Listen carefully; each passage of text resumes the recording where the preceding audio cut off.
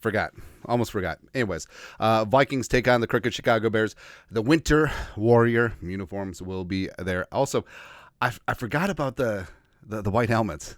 I mean, I know it's kind of stupid, but yeah, I mean, they're going to be glorious. And I need a mini one of those. We'll put them in the background. It will be absolutely good. Now, here's the thing. Like the Vikings, 11-2. What's going on? And hopefully so the Lions take on the Bills Sunday afternoon. Also, the Steelers are at the Eagles, so it would be nice. It would be nice if Josh Allen, Russell Wilson did the damn thing. Vikings creep back into the 1 seed race, but of course, cannot take the Bears lightly, right? And I know the Bears look like ass. Thank you, out in San Francisco. But, I mean, the Bears gave the Vikings a very near-run thing. Yes, it was in Soldier Field, and this is going to be at U.S. Bank Stadium. But remember what happened on Monday Night Football, U.S. Bank Stadium last year? Bad things. All right, but either way, these are going to be tough. Like, also, it's a whiteout. So, allegedly, everyone's supposed to be wearing white. And also, the fake snow, which I found out is just like water and soap combined. And it's going to be glorious. It's going to be a really good time. Also glorious is you guys have been hammering the annual holiday season fundraiser so far at about 12 hundo. Would like to kick that up. Goal is at least 2K. Every dollar donated to the show in the month of December will go to Salvation Army Twin Cities as well as Toys for Tots. We had awesome Jerome donate $500 directly to Toys for Tots. Direct donation links are in the description. Just shoot us an email. We'll include you in the tally. So all the super chats during the live streams as well as Venmos, Cash Apps will be donated this month. You guys are awesome. Tis the season for giving and paying it forward. Absolutely love it. Something else I love. So I'm not someone who's like, oh, we're in a tough division. Look at me, yada, yada, yada. No. But it is noteworthy that the NFC North has been kicking some ass outside of the Bears. The Lions, Packers, and the Vikings are 28-3 against the rest of the NFL. Outside of games against each other, none of these teams have lost since October. So it is pretty damn amazing, although I do consider the greasy grimy Green Bay Packers to be frauds, absolute frauds. They have one win over a team that's above 500, so no big deal there. And the Lions, like we said, have been tiptoeing through the tulips. Should have gotten beaten by the Bears, should have gotten beaten by the Titans, and it's whatever. It's whatever. But, hey, the NFC North is good, cool. Sorry, bring it. I cannot wait until the Lions slip up a time or two because the Lions host the Bills. They're at Chicago, which is not a gimme. They're at San Francisco, which may suddenly be feeling themselves. And also, they're not going to make the playoffs, but it would be a nice boost during the holiday season, a flavor that you savor to knock off the Lions one time and get revenge for the NFC title game. Well, no, Lions would want revenge. Doesn't matter. Hey, Lions build up a sizable lead and then blow it. It's great. And then, of course, Week 18, they're at home hosting the Vikings. Bring that ish on. I've been waiting for the downfall of the Lions all season, and I think it's coming. That defense couldn't stop me at tailback, so just bring them in. Just wait. Just wait. Also, speaking of waiting, so the Vikings do have an extra day getting ready for Monday Night Football. Head coach Kevin O'Connell fed the local meat jackals on Monday. Guessing Strib. Vikings will get an extra day of padded work this week before a Monday night game. Kevin O'Connell said he didn't have updates on Stephon Gilmore, Patrick Jones' second yet, but seemed optimistic the Vikings might have them back by the Monday game. And in Gilmore's spot, it was mainly Fabian Moreau. Dwight Newton-McLaughlin plays some special teams, got some defensive snaps there towards the end. He was on the field for the turnover, Selly. Which is kind of awesome. All right, Patrick Jones second missed the game, opened up the door for Diamond Dallas Turner as well as Gabriel Murphy, who we'll talk about in a sec, getting some more work. So it's good. Also, I like that they are getting a padded practice in. Now, this time of year, you definitely want to manage things quite a bit. You see a lot of veterans having days off or are limited in their work, but the Vikings stressing physicality. And everyone is beat up this time of year, but getting some padded work in smartly, I think is a good thing going forward. Also, like I said, speaking of Murphy and Turner, so both of them played decent roles on Sunday. Gabriel Murphy, active for the first time, called up from the practice squad, played 28 defensive snaps. Diamond Dallas Turner played 26, got that huge hit on Kurt Cousins to start things off. Also had 3 tackles. And the roles were explained by Kevin O'Connell in his presser, too. And it really is eye-opening for me. Purple Persuasion. A full dialogue of Kevin McConnell talk about Murphy and Turner. He describes Murphy as more of the Andrew Van Ginkel type role, while Turner is more of a Grenard role, and that's fair. And you did see Gabriel Murphy lining up all over the place, similar to what Andrew Van Ginkel does, as well as Diamond Dallas Turner. Like, he is the speed rusher.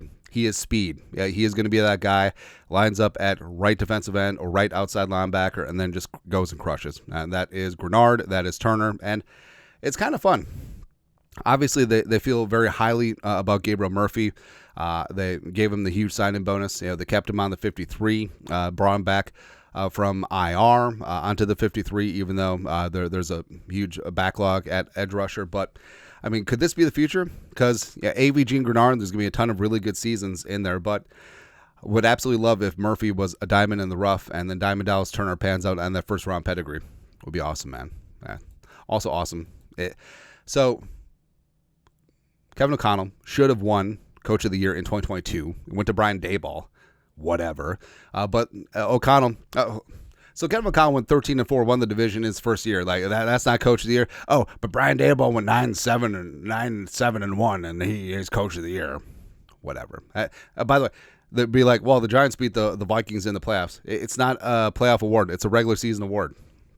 So stupid. But as of right, meow, the Coach of the Year odds over at BetMGM. Dan Campbell is the prohibitive favorite at -145. Kevin O'Connell 4-1. Tomlin 5-1. Blah blah blah blah blah blah blah. So basically, it really does come down to Campbell and Kevin O'Connell. I think whichever team wins the North, that should be the winner. But Campbell shouldn't even be eligible for the award because Coach of the Year is about what the team does relative to expectations coming in. And everyone thought that the Lions were going to be Super Bowl bound, be a juggernaut, and blah, blah, blah. That's what they've done. Kinda. So I don't understand why he gets credit for something that he's supposed to do. Right? And with O'Connell, like the Vikings came in, lowered expectations. The over-under win total was 6.5. I had J.J. McCarthy injury. I had a bunch of other injuries as well. Will Rackard and Andrew DePaulo went down for 4 weeks. Kyrie Jackson, rest in power, he tragically passed away, and he's dealt with so much ish. Oh, by the way, $60 million dead on the cap, and Kirk Cousins and Danielle Hunter left. I was told that that's kind of a big deal. Whoa. Kevin McConnell's Coach of the Year. If he's not, the ballot is fixed. And just wait, the Vikings will indeed take the North. They'll get the 1 seed, screw the Eagles right in the face. Kind of love it. It's going to be fantastic.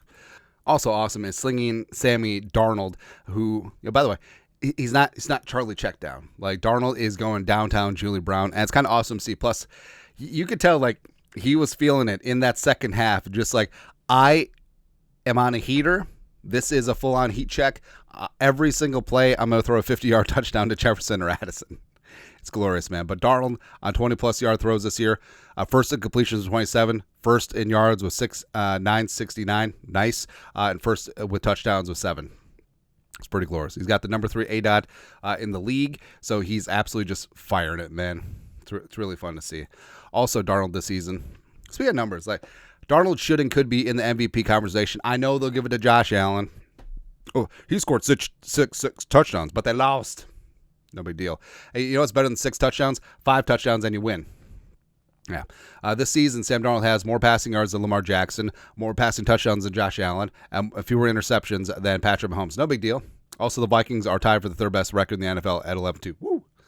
And a large part of it is because of slinging Sammy Darnold. Also, look at McCardle in the background. He's just loving it. You know, his receivers catching 5 touchdowns. It's awesome. I love it. Something I also love. So already there's a lot of rumors and speculation about what's going to happen with Darnold this offseason.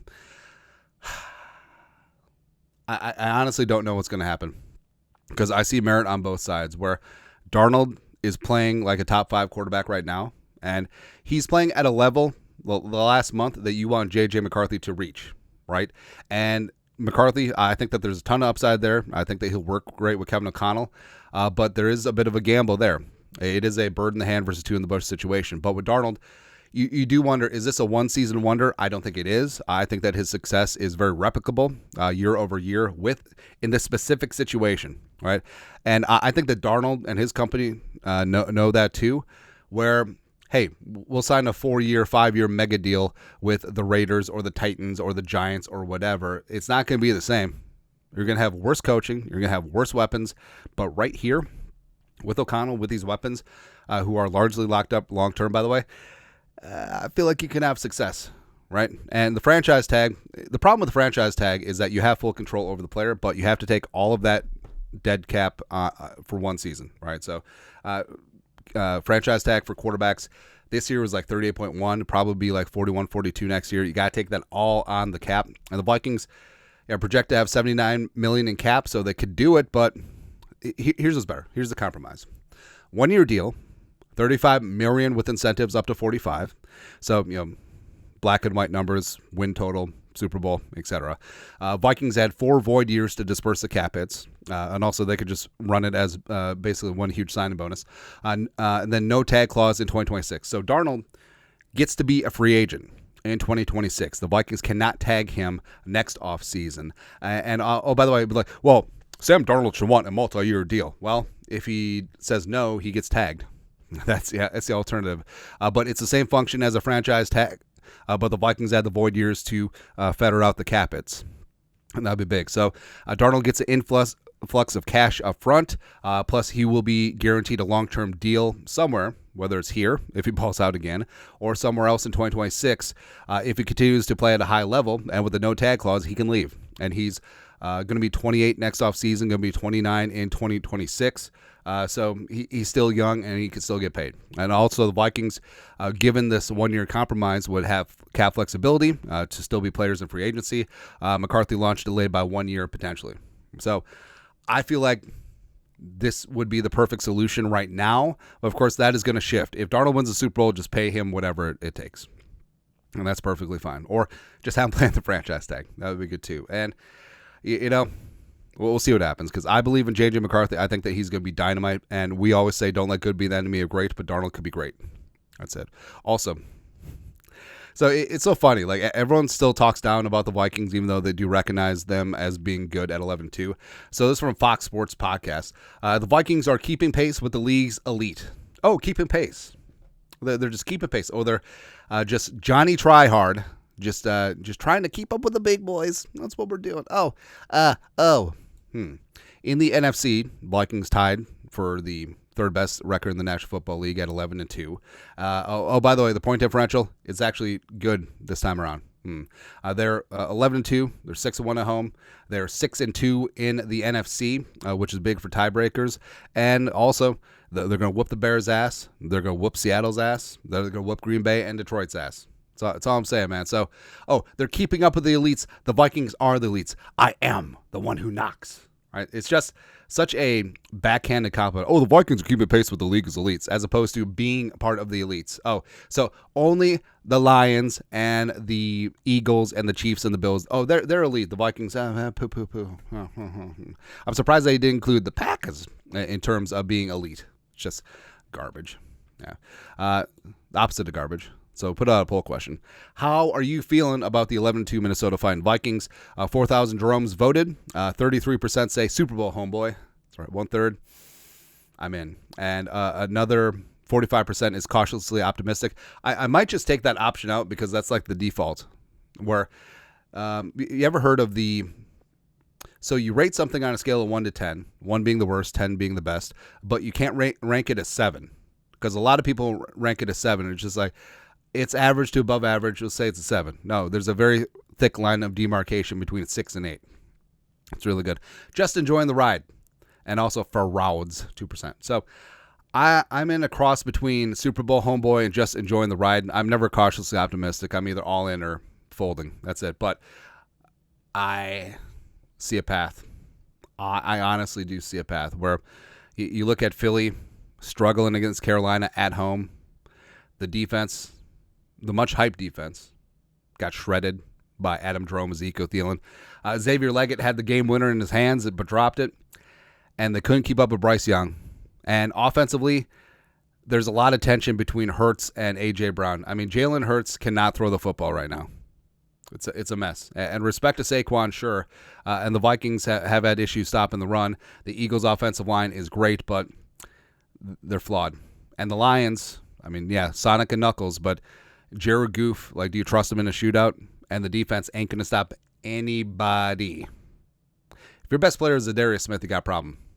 All right, so I'm not saying, I'm just saying I see a path to the Super Bowl. And whether it's the Bills, whether it's probably the Chiefs and their voodoo magic, they just magically win every single game, whether it's the Ravens, or whether it's Steelers, I do not care. Super Bowl, homeboy. I mean, could you imagine, we said this a bunch, just winning a Super Bowl in a rebuilding year with Sam Darnold? It's random enough that you could see it happening. But I guess we'll see. Anyways, that said, your thoughts and our thoughts. Happy Tuesday. Vikings News Dump. You guys are the best. You know what to do. Skull production value.